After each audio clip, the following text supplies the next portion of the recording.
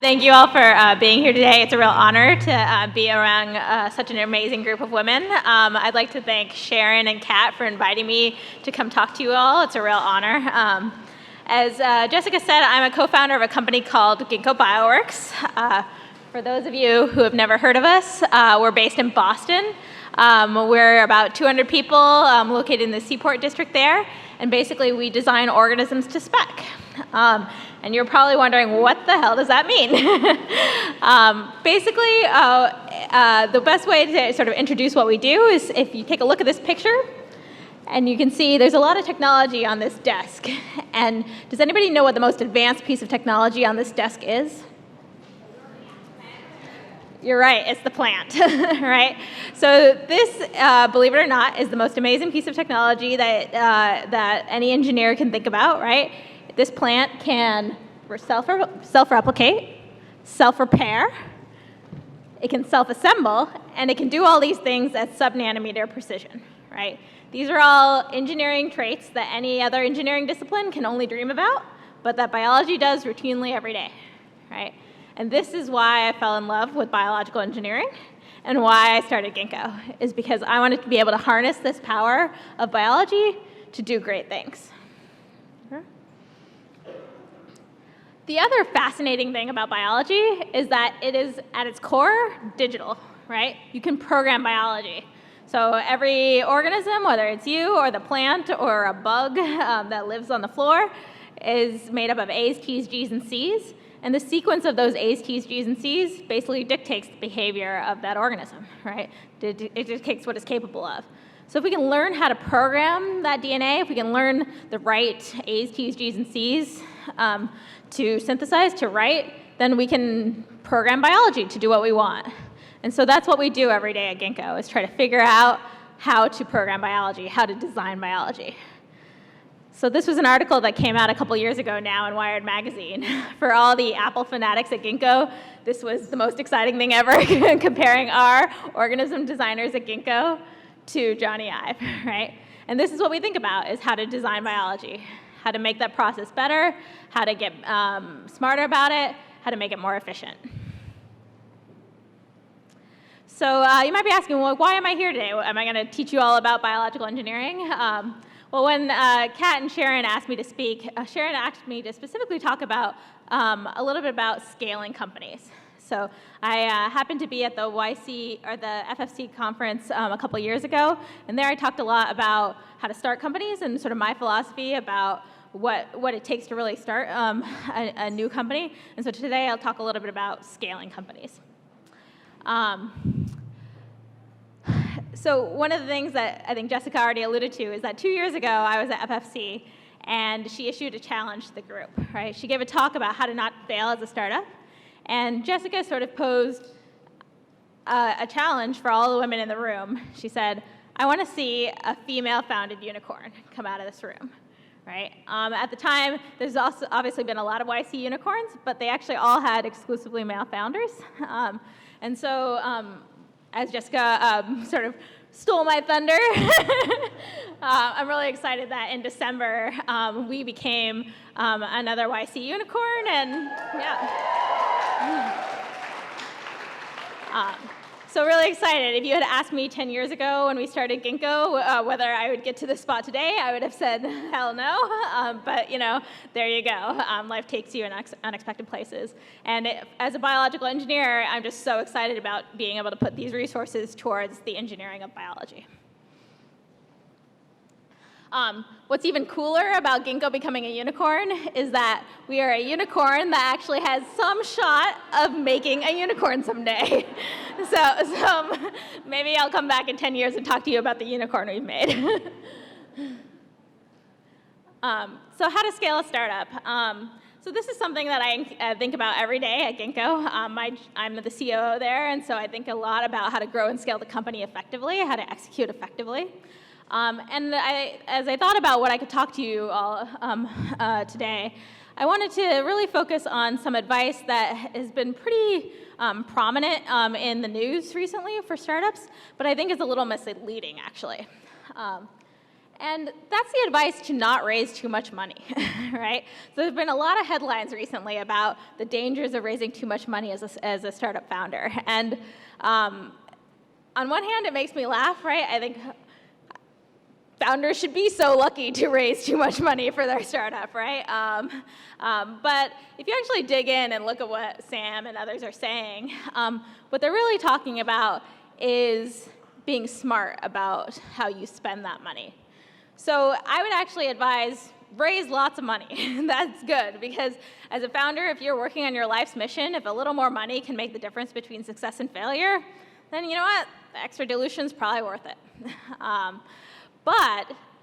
So raise that money, just don't spend it all, okay? And so that's what I wanted to talk to you today, is about this second part of how to raise a lot of money, but not spend it all. Because that's actually surprisingly hard to do once you've raised money. And that's what's leading to these headlines that are warning founders not to raise too much money. So after you raise a lot of money, you can sort of have a holy cow moment, right? And you're like, wow, these people who are apparently smart just handed me several $1 million to go build my company and work on my life's mission. One, are they crazy, right? And two, what am I going to do now, right? Is sort of the typical reaction you have after closing a round. And I think the other thing you then have is sort of an oh no moment, like, how am I going to pull this off, right? Now I have all this money, and so now how am I going to achieve all those goals I set out I promised I would. And I think, so you'll go through that, right? And you'll say, okay, and you'll get over it. But sort of even more possibly dangerously, your team will go through that too, right? And so they'll see all this money. Any DuckTales fans from when they were a kid? Your team will say, well, hey, we've raised all this money. Now we can do all this new stuff, right? And there's going to be a really big but unconscious pressure to go spend that money on stuff, right? All of a sudden, all of the frugality and scrappiness and leanness that got you to where you are today, there's going to be an unconscious pressure to sort of throw that out the window, right? And that's going to manifest itself in a bunch of different ways, right? So have too much stuff to do? Hire more people, right? Why not? Like, we have money. We can hire more people to go do all these things on our to-do list. Having a problem with a fellow team member? Well, go to HR. We should now have a beefed-up HR to go take care of those interpersonal conflicts, right? Have some annoying tasks that you don't want to do anymore? Oh, well, we should hire some administrative support to take care of it for us, right? And the problem with each of these sentiments is that in some level, they're all true, right? Like, you raise more money, you should go hire some people to do new things, right? That's why you were given the money in the first place.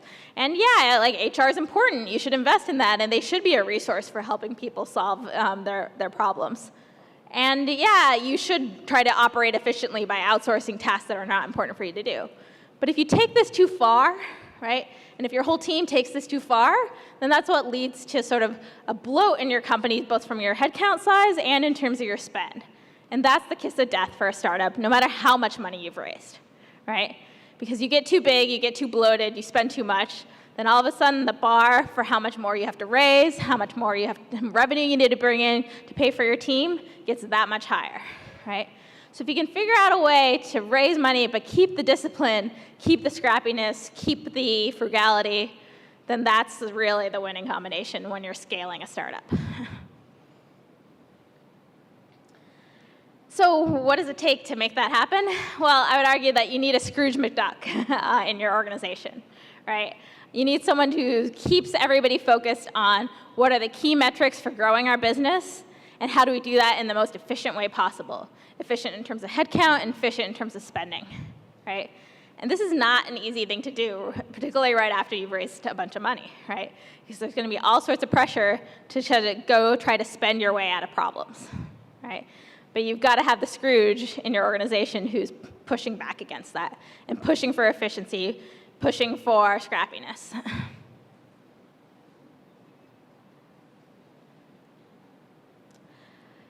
If you're a female founder and you're taking on this Scrooge McDuck role, let me tell you, it's going to be a little bit harder for you, right? And that's because female leaders, like whether we like it or not, are subject to certain stereotypes, right?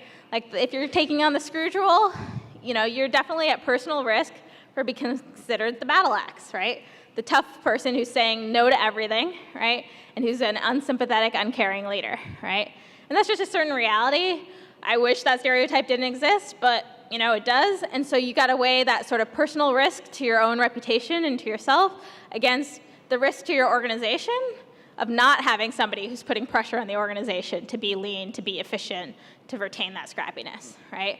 And so that's a decision you have to make, but ultimately I think your startup success is going to hinge on whether or not you have this pressure being applied, right? Because the more efficient you can be, the longer your runway is, the more optionality you're going to have as you go forward with your startup. So your goal is really to try to scale your startup, scale your revenues, scale your customer base, whatever metric by which you measure commercial success. Grow it without growing your headcount and your spend too much, right? And only you can really define what too much is, but in general, that's what you're trying to do. You're trying to decouple your growth in your commercial success from your growth in your spend and your headcount.